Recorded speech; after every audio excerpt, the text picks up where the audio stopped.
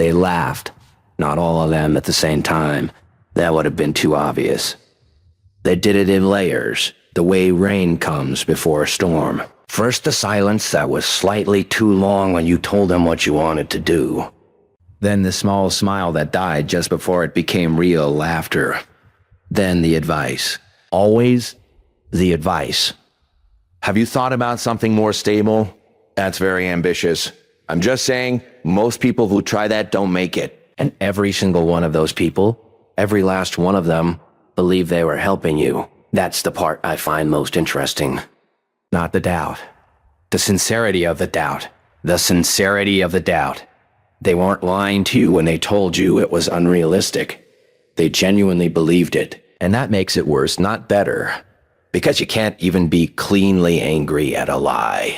You have to metabolize the specific insult to people who love you and have known you your whole life, looking at what you want it to become, and deciding with total confidence that it was too much. And here's what happened. Tell me if this is familiar. You didn't argue. You smiled.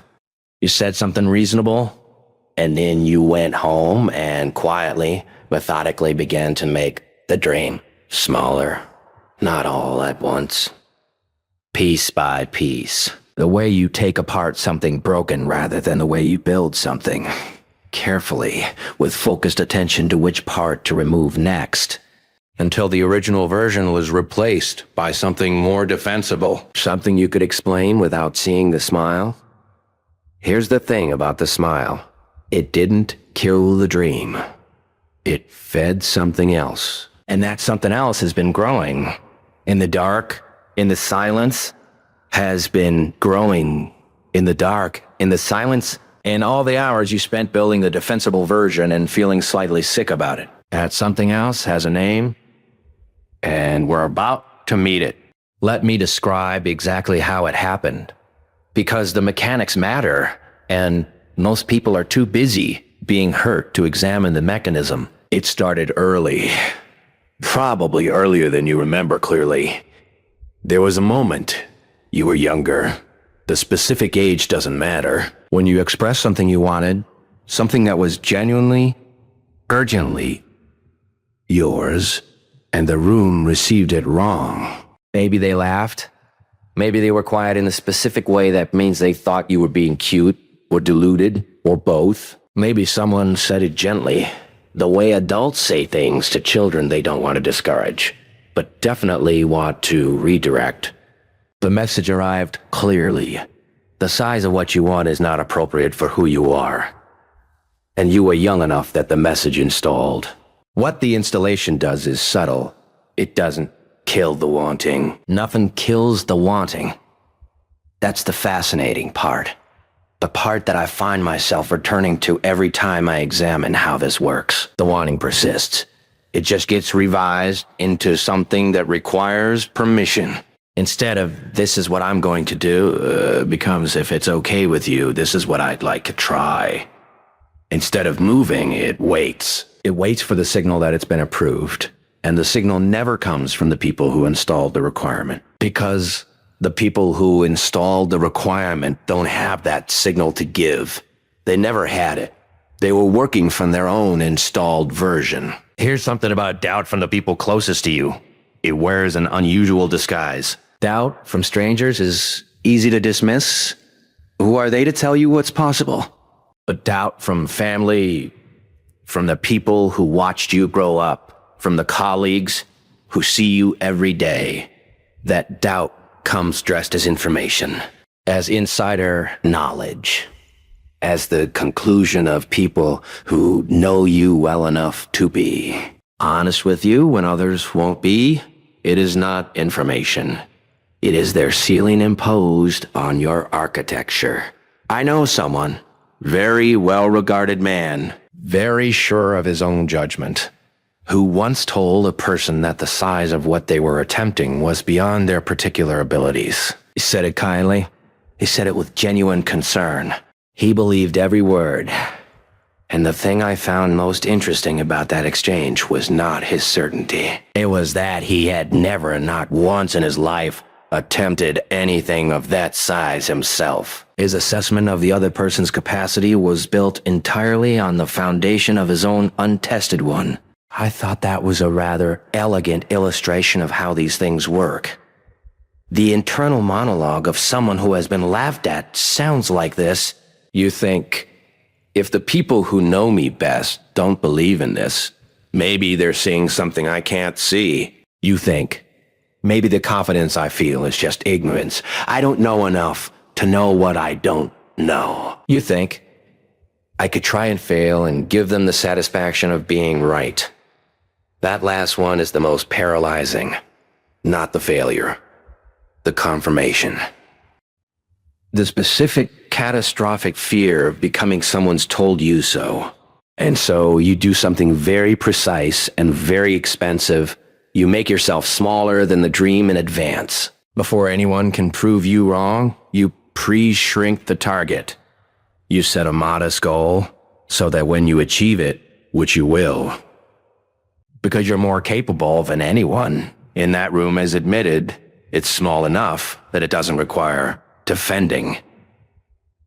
It's small enough that it doesn't require defending. Small enough that the smile can't reach it. You've been doing this for years. You've been achieving at the level of what's defensible rather than the level of what's possible. And the gap between those two things is not failure. It is the cost of the laugh. There's also a specific cost nobody talks about. What? Ish is the anger. Not clean anger.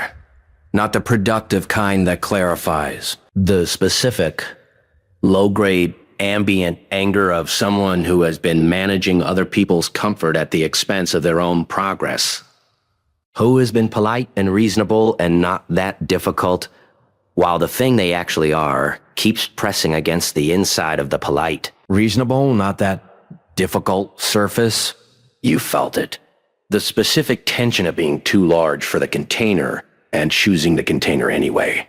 So here's the actual question, not the comfortable one. If you already knew, at the moment they laughed, that they were wrong, what exactly have you been waiting for? Unrealistic. That's the word that did the work. That's the word that got installed in the machine and has been running ever since. Every time you considered the larger version of the thing you wanted, that word showed up. Sometimes in someone else's voice, eventually in your own, and the larger version got smaller. Let me tell you what unrealistic actually means when it's used this way. It doesn't mean statistically improbable. If it meant that, it would come with data. It would say, here is the base rate for this outcome. Here are the factors that correlate with success versus failure. Here is how your specific profile maps onto the distribution. Nobody ever says it that way. Nobody ever brings the data. Unrealistic is delivered without evidence, without analysis, without a single specific fact about the actual difficulty of the thing you want to do.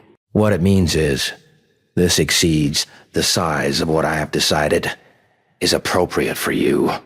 And I'm going to call my decision a fact about reality rather than a fact about my imagination. Unrealistic is always a limit on the person saying it, presented as a limit on the person hearing it.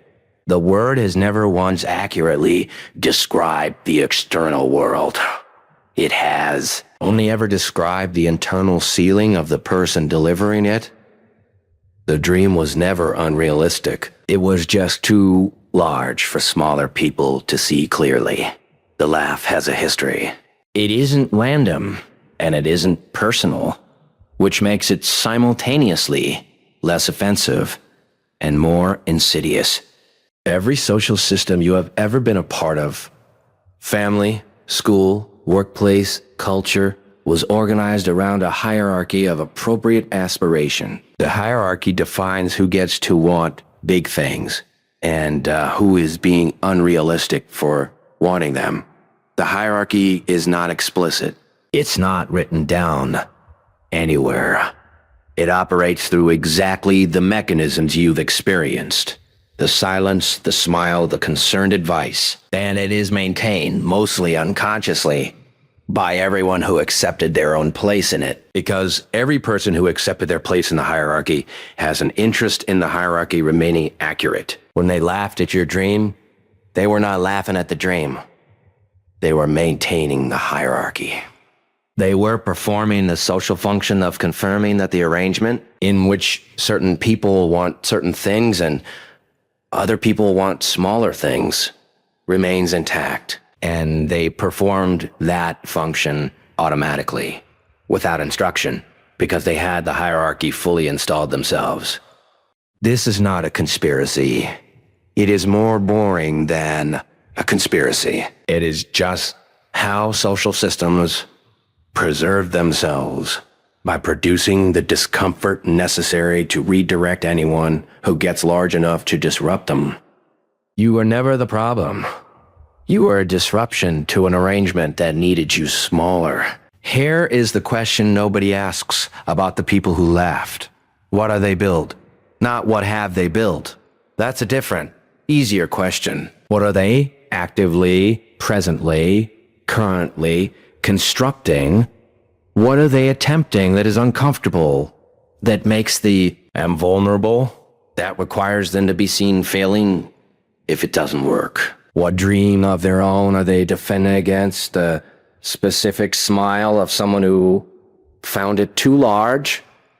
Almost always nothing. The people most enthusiastic about the impossibility of your ambitions are, almost exclusively, people who are not attempting anything. Not because they're malicious.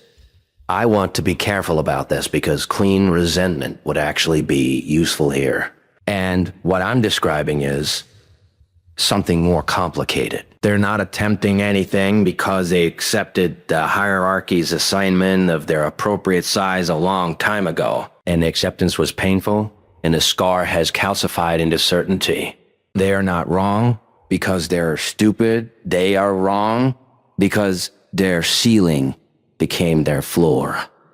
And now you walking around with the refusal to accept the assignment, still carrying the dream, still growing toward the size of the thing that got laughed at. You make the calcified certainty visible. You become, simply by existing at the size you're actually at, a question they don't want to answer. I'll tell you something about people who laugh at big dreams. There's a particular variety that fascinates me. People who tried something significant once, got hurt, and made the very understandable mistake of concluding that the injury was evidence about the world rather than about the specific attempt at the specific time. I knew someone like that, very perceptive man, very good at reading people, who had been turned away from something he wanted enormously early in his life, and had responded by becoming an expert on why wanting things was dangerous. He was brilliant at it. He helped a lot of people maintain their assigned sizes. He called it wisdom. I called it a wound that found employment. The laughter was never about your dream.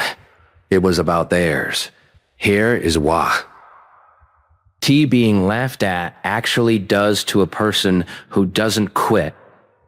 It removes the luxury of casual commitment. You know what motivates people who are pursuing things in friendly conditions, with everyone's approval, with the social validation of the people around them, with the comfortable assurance that their environment thinks they're on the right track. Approximately the same amount as the environment's approval is worth, which is until something better comes along.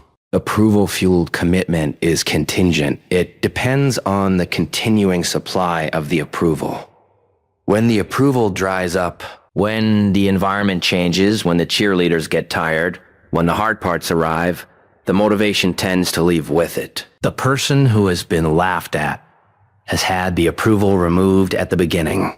It was never there. What they have instead is something considerably more durable, the specific, private, immune motivation of someone who has already been told no by the people whose opinion they thought they needed and continued anyway. That continuation in the absence of approval from a position of active disbelief from the people who know them best That is the hardest thing a motivated person ever does. And it builds a quality of commitment that approval seekers never develop. They don't need it. You do. And so you have it. The laugh was the best thing that happened to your commitment. You just had to survive it first. There are two versions of someone who has been laughed at and has kept going. The first version is running toward the laugh. Everything they do is organized around the moment the doubters have to admit they were wrong. Every achievement is secretly addressed to the specific people who smiled. The evidence of their success is a constant interior monologue. Are they watching? Do they know now? Has the verdict been revised? This person achieves things. But the achievement is always in conversation with the room that laughed. They are still essentially in that room. The dream is still defined by the terms the laugher set. It is the refutation of their conclusion, which means their conclusion is still setting the terms. The second version is running toward the thing. At some specific point, it happens differently for different people, but it happens. The laugh stops being the fuel and starts being irrelevant. The vision of the doubters watching stops being motivating and starts being noise. The achievement is no longer a response to their assessment. It is simply the natural consequence of continuing to move towards something because it is genuinely, structurally, irrevocably yours. The monster that woke up in the dark is not running toward the laugh. It stopped caring about the laugh sometime in the second year, when the work got harder than the approval would have sustained anyway. It is moving toward the thing with the specific, terrible focus of something that has been underground for a long time and has a clear idea of where the surface is. Fuel the monster with clarity, not with revenge. Clarity lasts.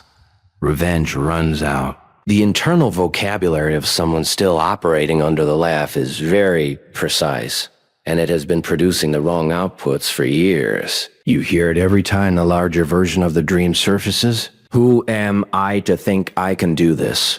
What makes me different from everyone else who tried and failed? Maybe they saw something I'm too close to see. These questions sound like humility. They are the architecture of the laugh, installed inside you and running as internal commentary. Replace them. Who am I to think I can do this? Becomes, who decided I can't, and what have they built? What makes me different? Becomes, what do I know from direct experience of doing this that the people who laugh don't have access to? Maybe they saw something. Becomes, they saw what their own ceiling looked like. That's not the same as information about mine. I don't want to prove them right. Becomes their being wrong is not my business. What I'm building is my business. The shift is from a frame where their opinion is the relevant variable to a frame where it simply isn't. Not because you've decided to ignore it, because you've accurately assessed its content and found it to be information about them, not about you. Some of the environments you currently occupy were designed to maintain the assigned size. The family dinner where your ambitions are treated as an ongoing topic of gentle concern. The workplace where the culture of appropriate aspiration is enforced through the implicit social contract of not being too much. A friend group where big moves are discussed with the specific caution of people whose biggest move was deciding not to move. The social media consumption calibrated to confirm that the people doing what you want to do are special in some way that you aren't. These environments are not neutral. They are actively producing the signal this is the appropriate size. The audit is not about eliminating these relationships. It is about accurate accounting. How much of your available thinking time is spent inside environments that produce the reducing signal? And how much is spent inside environments, physical, virtual, or internal, where the operating assumption is that the thing you want to do is simply a problem to be solved, rather than a presumption to be corrected? Find the builders, the people who are attempting things, who speak about what they're building rather than what they're protecting, who find your ambition interesting rather than threatening. You don't need their approval either. You need their frequency, the ambient frequent. Sigh of course you're building something. What are the specific problems? Is different from the ambient frequency of that's very ambitious, and it produces different outputs. Change the ratio of the frequencies you're operating in. The next time someone delivers the laugh, in whatever form it takes in this decade of your life, however refined the delivery has become, you need 2 internal sentences before you respond. Not for them, for the architecture of your own reaction.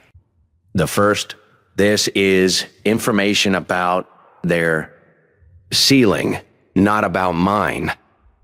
The second, the monster does not require their permission to move. Not aggressive, not defensive, not even particularly interested. The tone of someone who has heard this frequency before, identified its source, and found it neither surprising nor relevant to the current direction of travel. The certainty is not performed. It is the specific quiet certainty of someone who has already decided, and finds the attempt to undecide them mildly interesting. You don't argue with a weather forecast when you're underground. You simply know where you are and proceed. There is a moment. It happens to everyone who keeps going despite the laugh. When the thing stops being about proving them wrong, it starts being simply about the thing. That moment is not a feeling. It is a structural change. The motivation is no longer contingent on the external audience. The work has become its own justification, its own fuel, its own evidence. The ownership statement is a declaration, internal, private, unreported, that you have arrived at that moment. That the dream is no longer defined by the terms of the people who laughed. That the size of what you're attempting is no longer calibrated to what's defensible in a room full of people who never tried. The ownership statement sounds like this.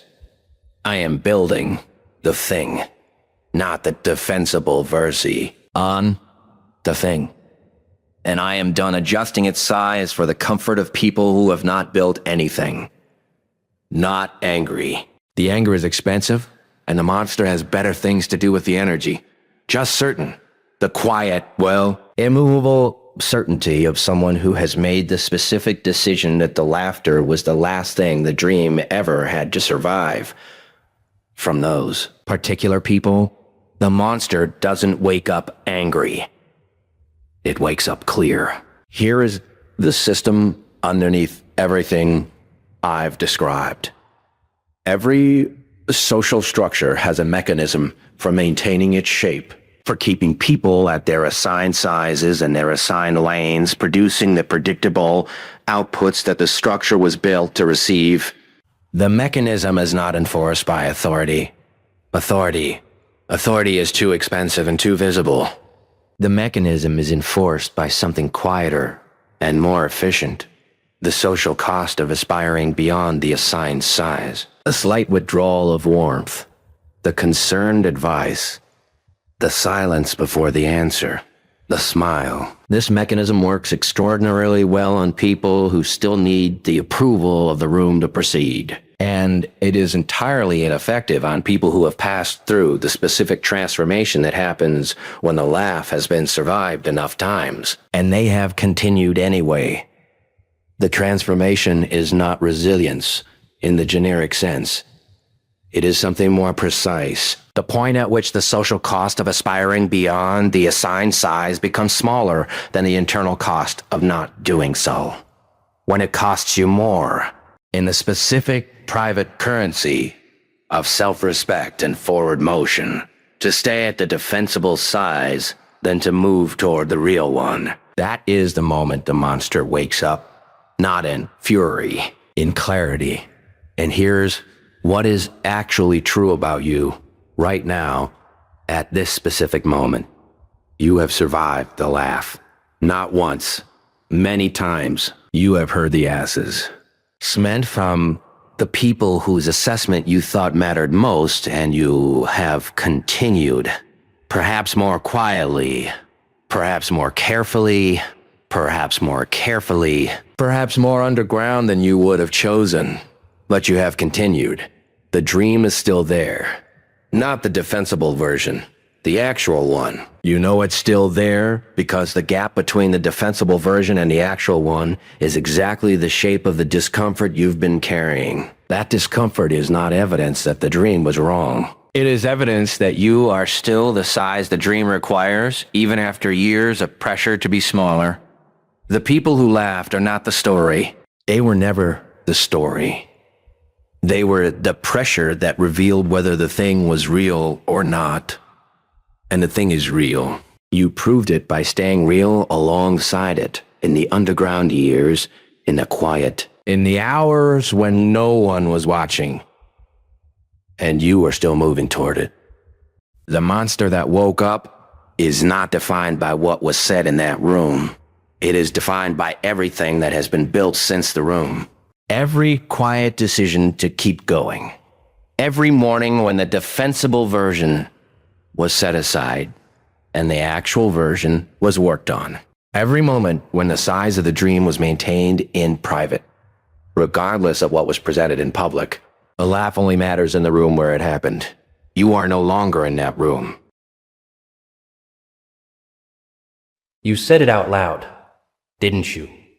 Maybe not to anyone else, but to yourself, in some quiet room, probably at night. 40, and something in your chest did a thing, something small and cold. Not grief, exactly. More like the sound a door makes when it closes in another part of the house, and you weren't ready for it. Here's what I find fascinating about that. Not the age. The number is irrelevant. Arbitrary scaffolding invented by people who needed to feel like time was going somewhere organized. No, what fascinates me is the story. The story you swallowed whole, without chewing, without asking who cooked it. Someone told you that 40 was a wall, and you believed them. You believed them so thoroughly that you started building the wall yourself, one brick of hesitation at a time, years before you even got there. You stopped applying for things. You started explaining instead of attempting. You began prefacing ambitions with apologies. I know it's probably too late, but isn't that something? An entire life's worth of wanting, crammed into the pause between late and whatever comes after. I've watched people do this. It's a spectacular thing to witness. A perfectly functional human being. A perfectly functional human being with decades of experience and scar tissue and hard-won understanding that most 22-year-olds couldn't purchase at any price. Voluntarily dismantling themselves because the calendar gave them a number with a 0 at the end. They weren't broken. They weren't finished. They were something far more interesting. They were pressure that hadn't found its shape yet. You want to know what actually happens at 40. Not what the greeting cards say. Not what the culture sells you between the hair dye commercials and the retirement account ads. What actually happens? The monsters wake up. And monsters, the right kind, are not things you run from. They are things you finally become. Let me tell you how this belief was built. Because it wasn't born in you. Nothing disobedient to someone else's convenience was ever born in you. Nothing this obedient to someone else's convenience was ever born in you. It started before you could argue with it. School, the conveyor belt, lovely, isn't it? 12 years of training you that life runs on a schedule. Learn this by this age. Achieve this by this milestone. The system didn't just teach you subjects. It taught you that being on time was the same thing as being worthy. That being ahead was excellence. Being on schedule was acceptable, and being behind, well, being behind was something you were supposed to feel ashamed about in a very specific, quiet way that you would carry into every room for the rest of your life. And then you grew up. And the conveyor belt didn't stop. It just changed labels. By 25, you should have direction. By 30, establishment. By 35, trajectory. By 40, consolidation, which is a polite word for stop trying new things. And here's the part that gets me. Here's the part that I find genuinely, deeply funny. You absorbed all of this. You let this invisible schedule run its cold little hands through every ambition you ever had, sorting them into possible and past your expiration date. And you did this not because anyone sat you down and explained it. You did it through osmosis, through watching, through the faint look of pity on people's faces when someone older tried something new and didn't immediately succeed. Through the jokes. Oh, the jokes. Having a midlife crisis, they say. Laughing. As if the only explanation for a 40-year-old wanting more from life is a temporary psychological malfunction. So you internalized it, and now you do it to yourself, without anyone's help. I almost admire the efficiency. You know what your internal monologue sounds like. I do. It sounds like. I should have started this 10 years ago. It's different when you're young. They have time to fail and recover. What would people say? Maybe this just isn't for someone like me, not at this point.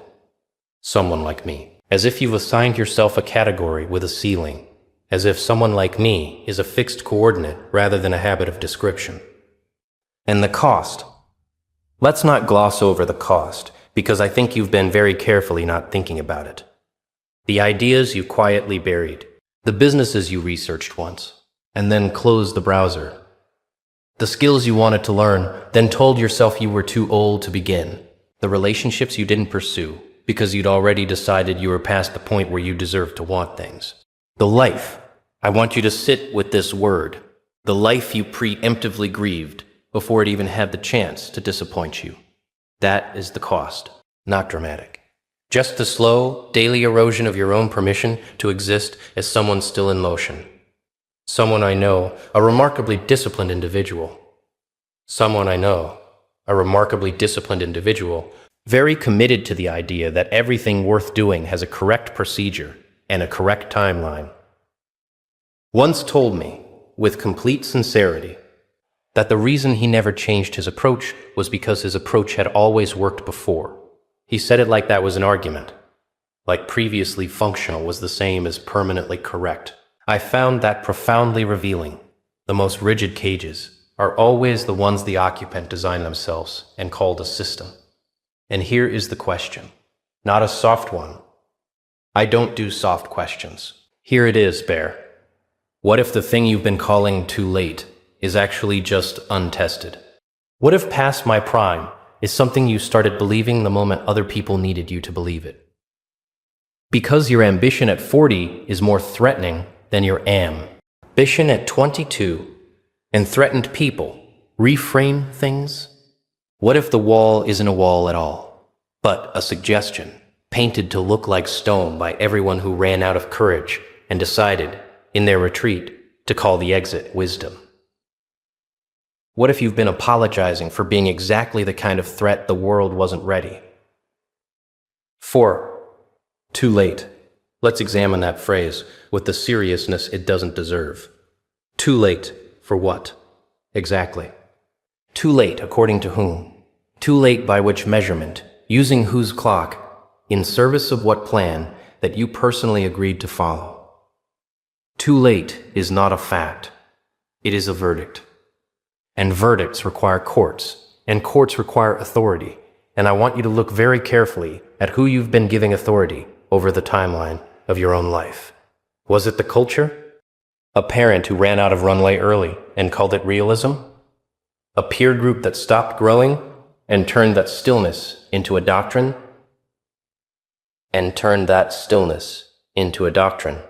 Some algorithm that decided your demographics purchasing behavior, predicted your ambition ceiling.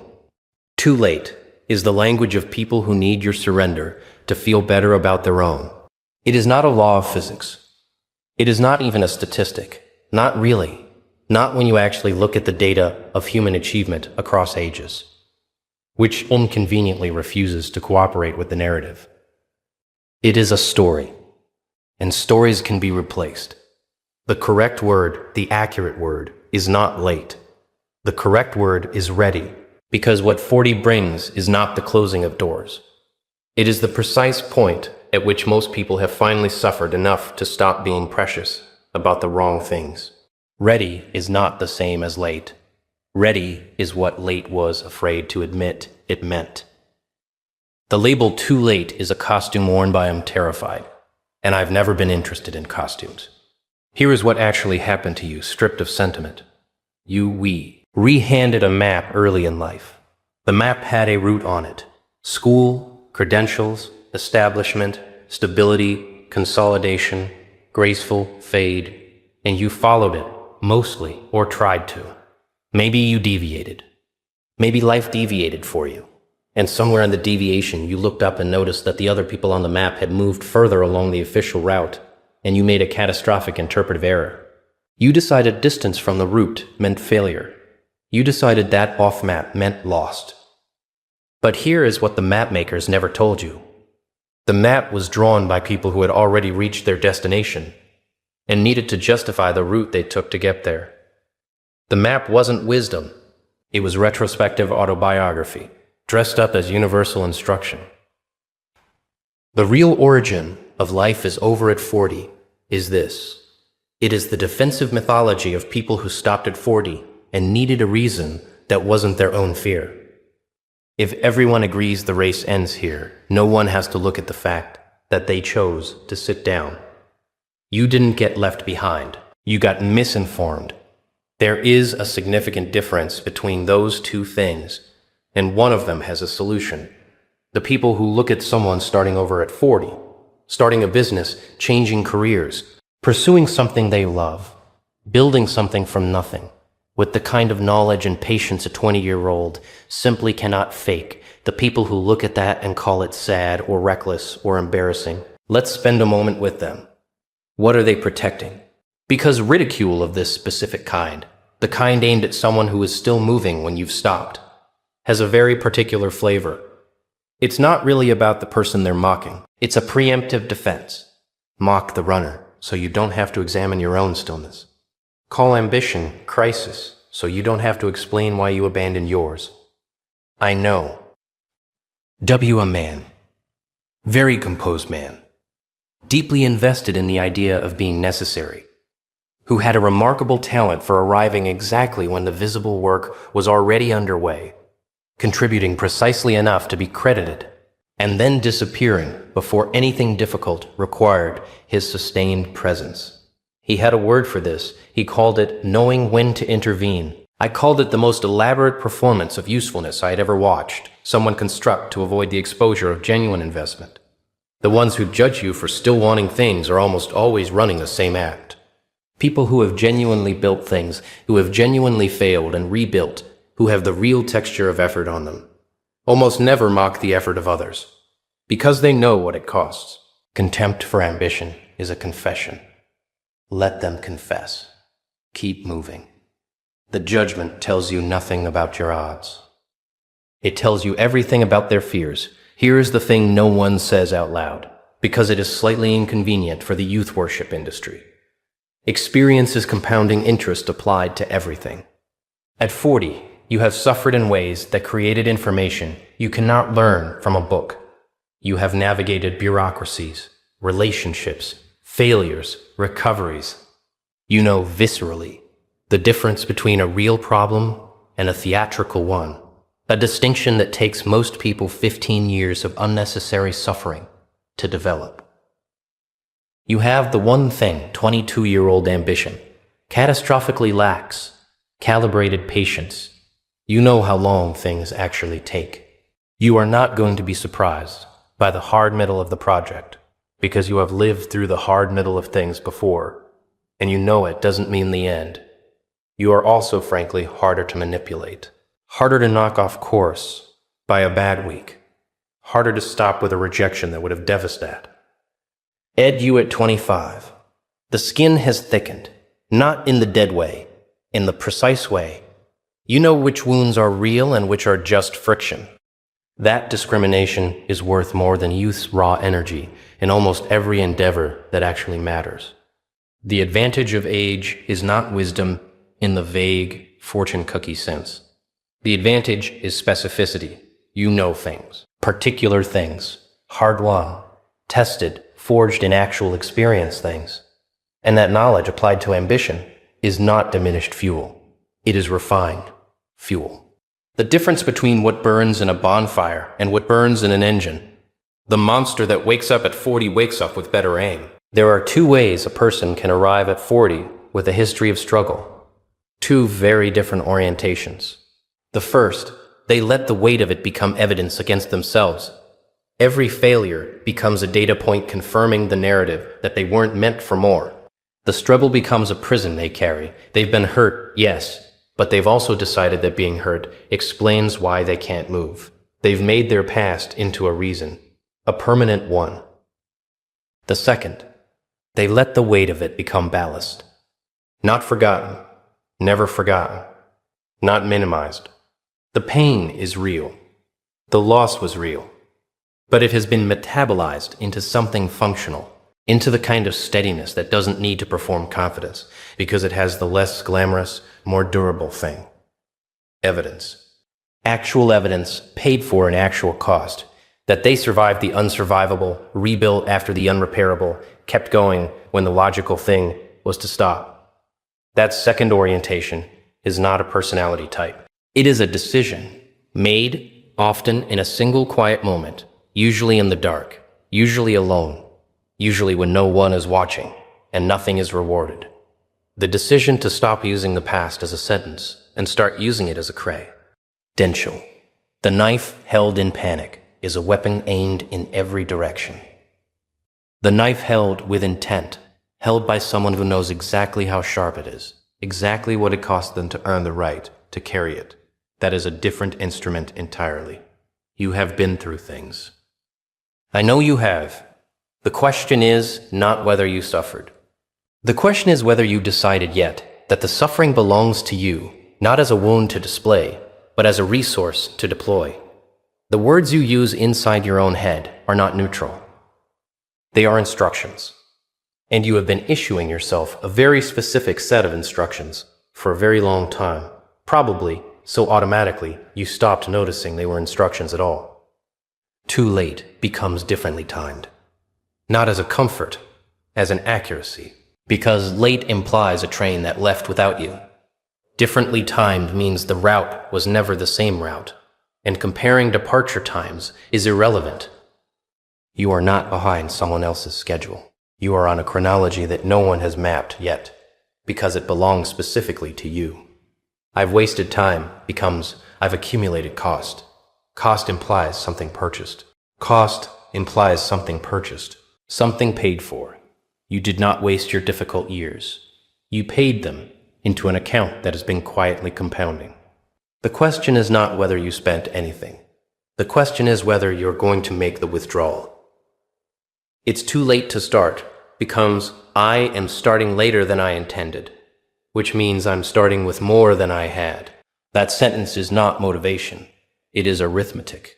Later start plus more experience plus harder skin plus refined priorities equals a different equation than the one you've been solving.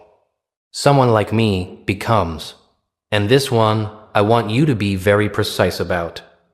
Someone exactly like me. Not a category with a ceiling, an individual with a history.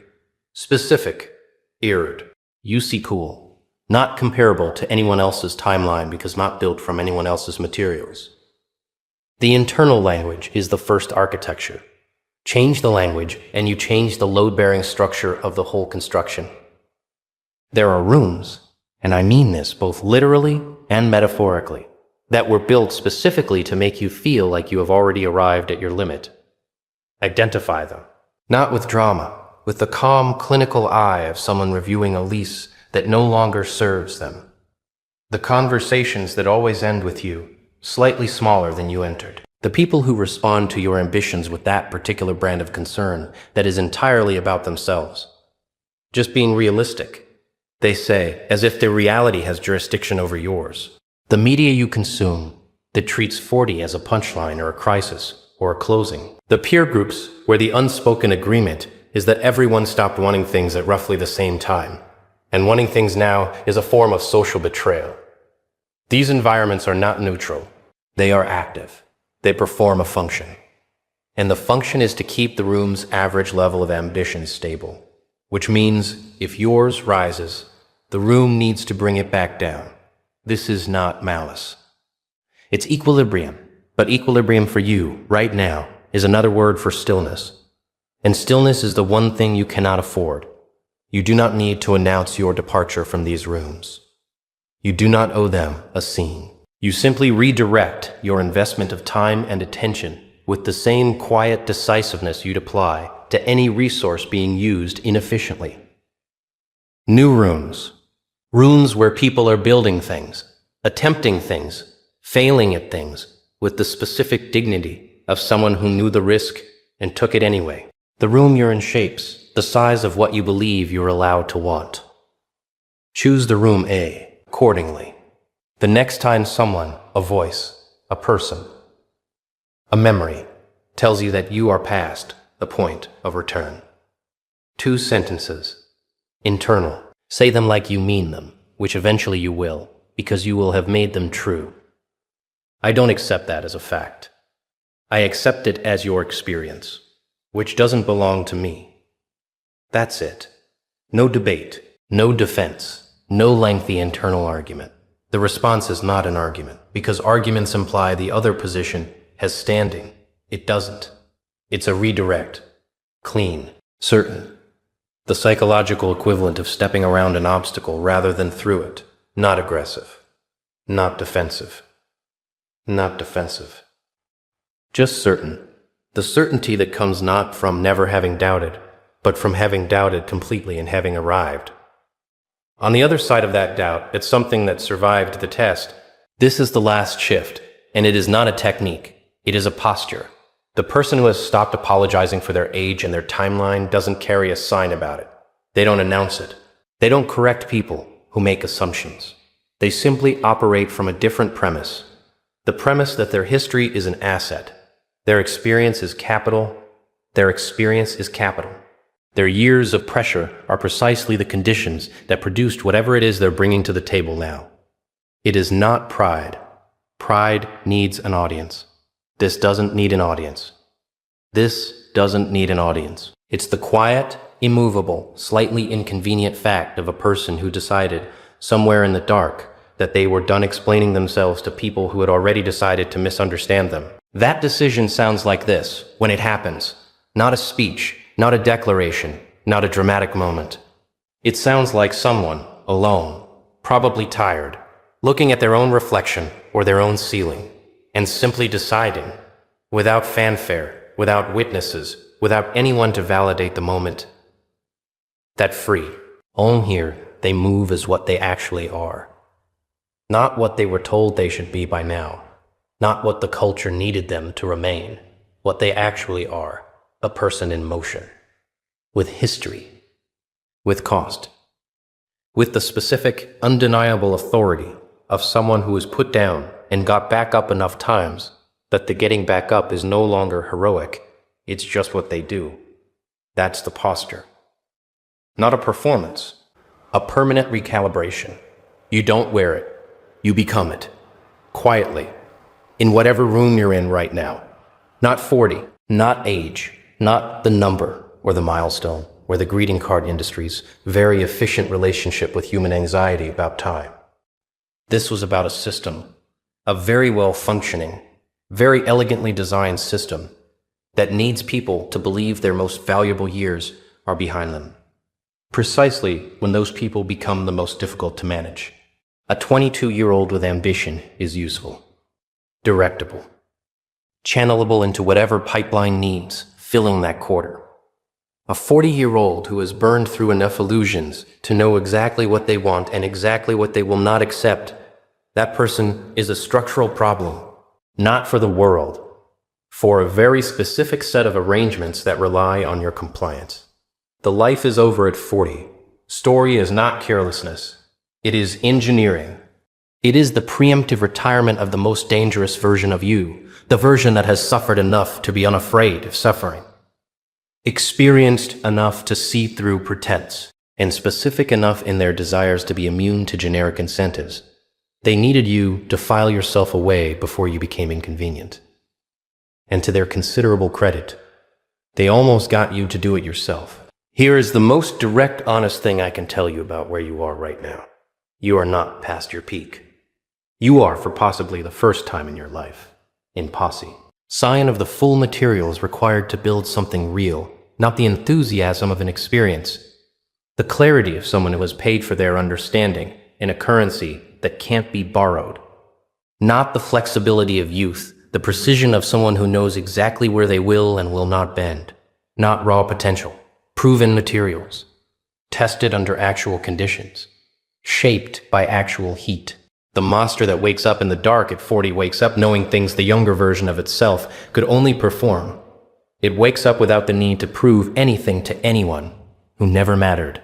It wakes up with the one quality that no amount of talent, no amount of youth, no amount of privilege can shortcut. The knowledge, not the belief, the knowledge that it survived. The culture will continue to tell you, this is the beginning of the end. The culture is, as usual, confusing the end of its usefulness with the end of your story. These are not the same event. You are not a person watching your best years recede in a rearview mirror. You are a thing that has been for several decades in the process of being made. And the making, the difficult, expensive, largely unglamorous making, is what you spent those years doing. The question was never, is it too late? The question was always, are you finally done being manageable? Monsters don't ask permission to wake up. Neither should you. You've been through things. Not the soft, curated version of things that people display at dinner parties when they want to seem interesting. Real things. The kind that didn't come with a lesson attached, didn't resolve cleanly, didn't leave you stronger in any way you could immediately measure. The kind that just happened and kept happening and cost you something you didn't know you were paying until the invoice arrived, and somewhere in your 40s you looked around at the rubble of a few of those things and you noticed something strange. You noticed that the people around you, the ones still running on ambition and theory and the magnificent confidence of people who haven't lost anything important yet, they were asking you questions, not the polite questions. Not the polite questions. The real ones. The ones that start at 11 p.m. when the performance is over and everyone's had 2 drinks too many, and suddenly someone is leaning towards you saying, how did you get through that? And you didn't have a clean answer, because the answer is never clean. The answer is something that lives in scar tissue rather than memory, something you know in the body before you know it in words. Here is what they'll never put in a leadership book. The most dangerous person in any room is not the one with the most credentials. It is not the one with the most confidence. It is the one who has been genuinely, irreversibly broken by something and kept going anyway, not because they found the lesson, not because they processed the grief, but because going was the only direction that still made any sense. You know what I've noticed? No, actually, let me put it differently. After 40, pain stops being something that happens to you. It starts being something you carry. And what you carry, if you stop pretending it's luggage, becomes the most useful thing you own. That's what we're talking about today. Let me tell you about the version of yourself you've been trying to explain for the last decade or so. You are not the version that started. You know that. The person who began in their 20s, full of appetite and zero context. That person was interesting in the way all beginnings are interesting. Clean, promissory, theoretically capable of anything. The world was not yet organized against you in any particular way. You had energy and no wisdom. You had momentum and no mass. Then things happened, and I'm not going to list them because you already know the inventory. A failure that defined you longer than it should have. A loss that rewired something in how you read a room. A relationship that ended in a way that permanently altered your understanding of the word loyalty. A professional collapse, maybe? A health event. A decade that simply didn't go the way the plan said it would. The specific catalog is yours. I'm only noting that it exists, that it is longer and heavier than you generally admit, and that it sits behind everything you do in a way that most people in your life cannot see. Here is what happened next, and this is the part that interests me. You adapted. Not gracefully. Not with the composed dignity of a person who has integrated their experiences into a coherent personal narrative. You adapted the way everything adapts to damage by growing differently around it, by developing a thickness in certain places and a sensitivity in others that no one who didn't have the same damage would ever develop in quite the same configuration. And then you walk back into rooms and you sat at tables and you led things. And something happened in those rooms that didn't used to happen. People, the right ones, anyway, the ones paying attention, started responding to you differently. Not because you were better dressed, not because you had more authority, because you were present in a way that people without your particular archive of losses are not yet capable of being. You understand failure from the inside, not as an abstraction, not as a case study from someone else's biography. You understand it from inside the chest at 3 a.m. when the failure is all that exists. You understand what it feels like to make a decision with incomplete information and watch it go wrong in slow motion while remaining responsible for the consequences. You understand the specific silence that follows a collapse, the silence that contains all the questions you don't want anyone to ask. And when someone across a table from you is sitting in that silence, someone younger, someone who hasn't been there yet, someone who is in the early raw stage of their own catastrophic education, they feel something when you look at them. Not pity, not sympathy, not the careful, theoretical empathy of someone who has read about this. They feel recognition, a recognition of being seen by someone who has been exactly where they are sitting. Your internal monologue through most of this has been something like, I should be further along. All of this loss should have produced something more visible by now. I've been through enough. Where is the commensurate result? And the part you don't say out loud, was it worth it? Did any of this make me better, or did it just make me tired? Here is what I find quietly hilarious about that question. Not mocking, just genuinely, philosophically amused. The question assumes that better looks a certain way, that it arrives by a certain age, that there is a visible metric for wisdom that you should be able to point to by now, some recognizable output that justifies the cost of the inputs. I once knew a man who had endured more than most. Significant losses, significant reinventions. And he kept insisting his suffering needed to translate into something people could see immediately. Something legible, something that could be announced. The idea that his scars were already doing their work, quietly in every room he entered, without requiring a press release. That concept was almost intolerable to him. I found that very human and faintly exhausting. Now, the real question underneath all of this, are you using what it cost you, or are you just carrying the weight of it and calling that leadership? They call it baggage. They call it being damaged. In the more compassionate corners, they call it being shaped by hardship, as if hardship is a gentle sculptor, rather than the thing that took a chisel to your foundation and kept going until something structural cracked. All of these words are Ron G. Every single one. Baggage implies it should have been put down somewhere.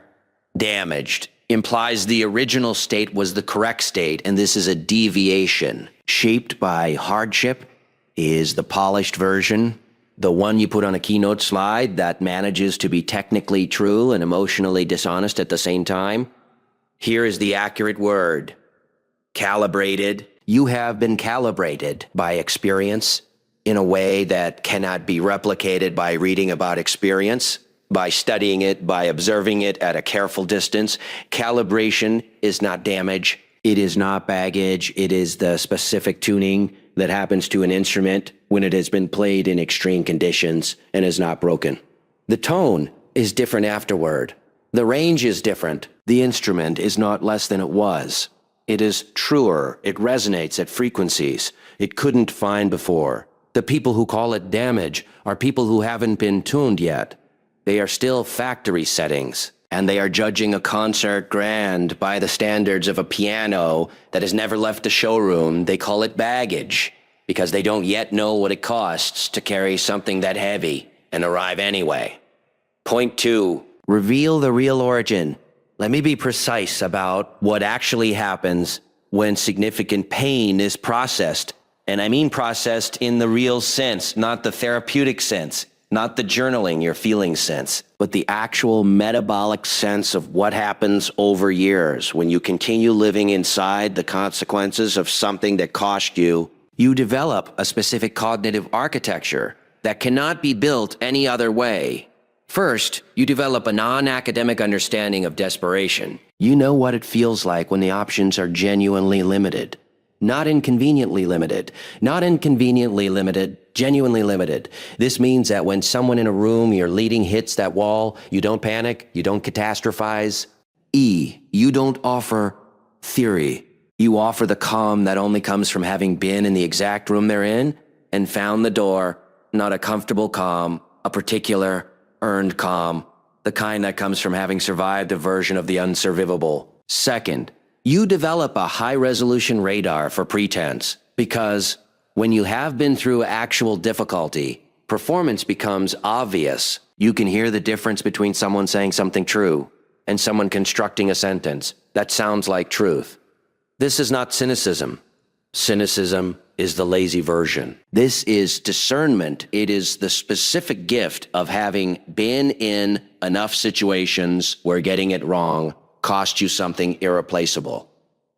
Third, you develop, and this is the one nobody writes about, a genuine lack of interest in credit, because you've been through enough to know that credit is a fluctuating currency with no stable backing.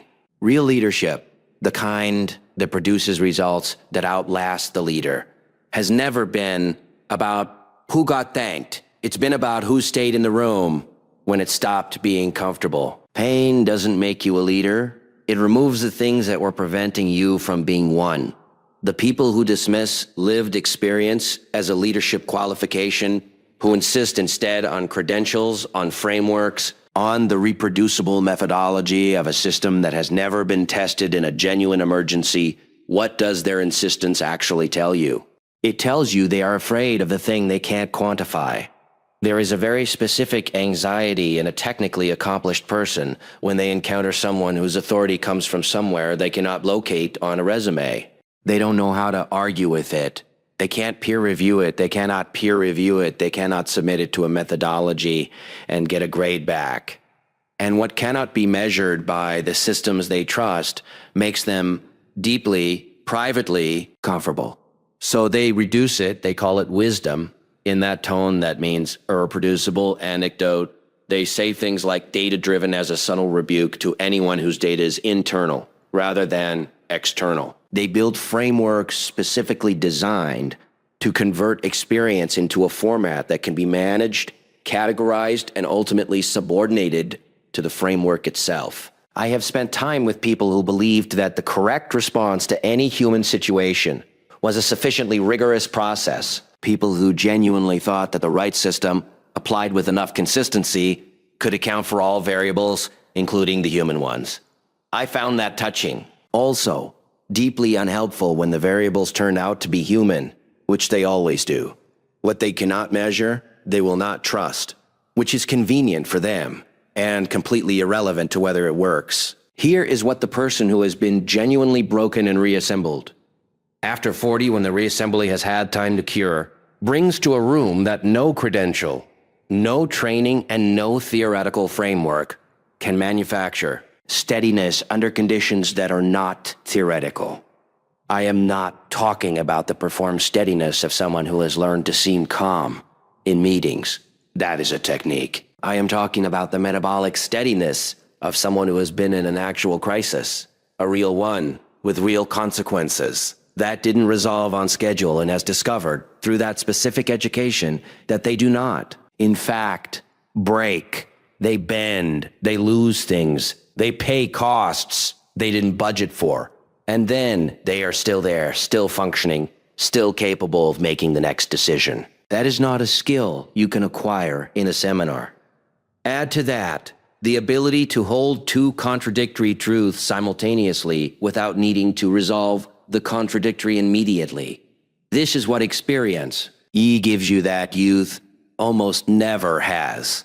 The tolerance for ambiguity, for the unresolved, for ambiguity, for the unresolved, for the thing that doesn't make sense yet and might not make sense for another 3 years. Young leadership is often desperate to resolve. Mature leadership built on scar tissue, has learned that not everything needs to be resolved. Some things need to be resolved. Some things need to be managed over time with patience by someone who is not frightened of time. The advantage isn't that you've suffered. The advantage is that you know what's on the other side, and that knowledge makes you impossible to frighten with what's in the middle. Let me draw the line clearly, because the line matters. There is a version of pain as leadership that is genuine, and there is a version that is performance. The difference is not in the pain. The pain may be equally real in both cases. The difference is in what the person does with the authority it confers. The misuse, treating your suffering as collateral, using it to claim a moral elevation that you then use to end conversations rather than open them. Deploying your history as a weapon to establish rank. I've been through more than you, therefore my judgment supersedes yours. This is the scar tissue being used as armor rather than as a map. It protects the person holding it. It does nothing for the room. The ownership, bringing your accumulated experience to bear on someone else's current difficulty. Not to narrate your own history, not to establish credentials, but to provide the specific quality of presence that only someone who has been through something can provide. The quiet confidence that this situation, however bad, resolves, that the person across the table is not going to be destroyed by this. Not because you're reading them reassurance, but because you know the knife held with intent does not announce itself. It doesn't remind the room of all the things it has cut before. It simply does what it was built to do in the hands of someone who has earned the right to hold it. Owning your pain means letting it serve the room, not perform for it. Start with how you describe yourself, because I assure you, the current vocabulary is working against you. The old language sounds like this. I've been through a lot. I'm still dealing with some things. It's been a rough few years. I'm not where I expected to be at this point. Listen to the grammar. Every sentence positions you as the object of events. Someone to whom things have been done. Someone to whom things have been done. Someone still in the aftermath. Someone whose present tense is being defined by a past tense. Replace it, not with a lie and not with a motivational slogan, with the accurate language of someone who has been forged rather than merely damaged. I have a particular understanding of how this goes. Not a vague understanding, a particular one. Specific, earned, irreplaceable.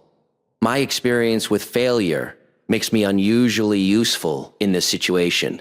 Not apologetically, factually. What I've been through is directly relevant here, not as biography as qualification. The language replacement is not about confidence as a performance. It is about accuracy. The old language was inaccurate. You were not merely a victim of your circumstances. You were shaped by them in specific identifiable ways that produce specific identifiable capacities. Say that to yourself first, in the exact unembellished language of something true.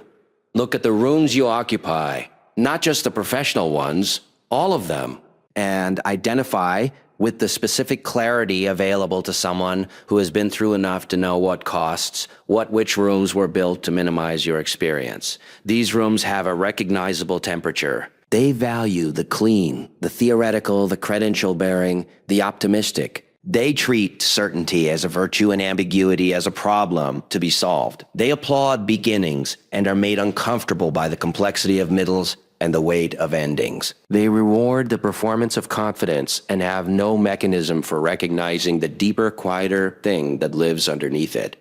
You have been showing up to these rooms and making yourself smaller in them, translating your actual knowledge into a format they can accept, softening the edges of what you know so it doesn't disrupt the room's preferred mood. Stop translating. Not aggressively. Simply stop. Let the full weight of what you know enter the room with you. The people worth reaching will feel it. They will lean toward it. They always do when it's genuine. The people who don't will continue to prefer the sanitized version, and their preference will no longer be your organizing principle. The next time someone in your professional or personal life implicitly dismisses your experience, treats it as anecdote rather than evidence, as emotion rather than data, as history rather than qualification, here are the only two sentences you need delivered internally. Without speaking them, they are working with a smaller archive than I am. That is their limitation, not mine. Not contempt, not defensiveness, not the urge to prove something. Just a clear, unruffled acknowledgement that the person in front of you has not yet accumulated what you have accumulated, and that their inability to recognize its value is a function of their inventory, not yours. Say it once. Return your attention to the room. Continue. Shift 4. The ownership statement. This is the last shift, and it is the one that restructures everything around it. At some point, not with fanfare, not with a declaration, but in some quiet, private moment that probably looks completely ordinary from outside, stop treating your history as a liability that must be managed and start treating it as the primary qualification you bring to any room you enter. This is not pride. Pride requires an audience. This is something entirely interior, the decision, made once and not revisited, that what you have been through has made you specifically, irreplaceably useful, not in spite of the cost, because of it. The ownership statement, said to no one, required by no one, is simply this. I have earned the ability to be useful in a way that cannot be faked, cannot be taught, and cannot be taken from me. And then you carry that quietly, without announcement, into every room, into every decision, into every moment where someone needs the specific, rare, impossible to manufacture thing that you have spent years and considerable pain becoming. Here is the architecture of the problem. The world, your professional world, your social world, the broader culture that decides what gets rewarded, was built by people who were, at the time of building, still young, still unscarred in all the ways that matter, still operating on the assumption that the trajectory goes up, that the map is accurate, that the plan will survive contact with reality. They built systems that reward the qualities of that particular season: speed, certainty, the clean articulation of a confident vision, the kind of energy that comes from having not yet lost anything essential. These systems have no column for what you have. There is no checkbox for has survived something that should have ended them and came back with a specific intelligence that only that experience could produce. There is no performance review category for can hold their room steady when everything is on fire, because they have been in that fire and know how it moves. The system was not built for you, and this is not a tragedy. It is simply information. And that you will never be accurately measured by the systems designed to measure people who are earlier in the process than you are. It means that your actual value will consistently register as something other than your institutional value. And it means, and this is the part I find genuinely interesting, that the people who most need what you have will find you anyway. They always do. Because what you carry has a particular gravity, and gravity does not require a rating system to function. You are not a cautionary tale. You are not a motivational story. You are something more specific and more useful than either. You are a person who has been comprehensively educated by reality in a curriculum that does not grant degrees, that offers no graduation ceremony, and that most people spend their entire lives trying to avoid. You have already done the hardest coursework. You did it without choosing to, without knowing you were enrolled, and without any guarantee that it would amount to anything you could name. And yet, here you are, still in rooms, Still thinking? Still capable of the thing that costs the most to learn, which is being genuinely, unperformatively present for someone else's difficulty because you remember in the body what it felt like to be in it. That is leadership. Not the management of outcomes, not the performance of vision. The willingness to bring the full weight of what you have survived into a room and to let it serve someone who is standing where you once stood. After 40, the scar tissue is the credential. Everything else is preamble. Everything else is preamble.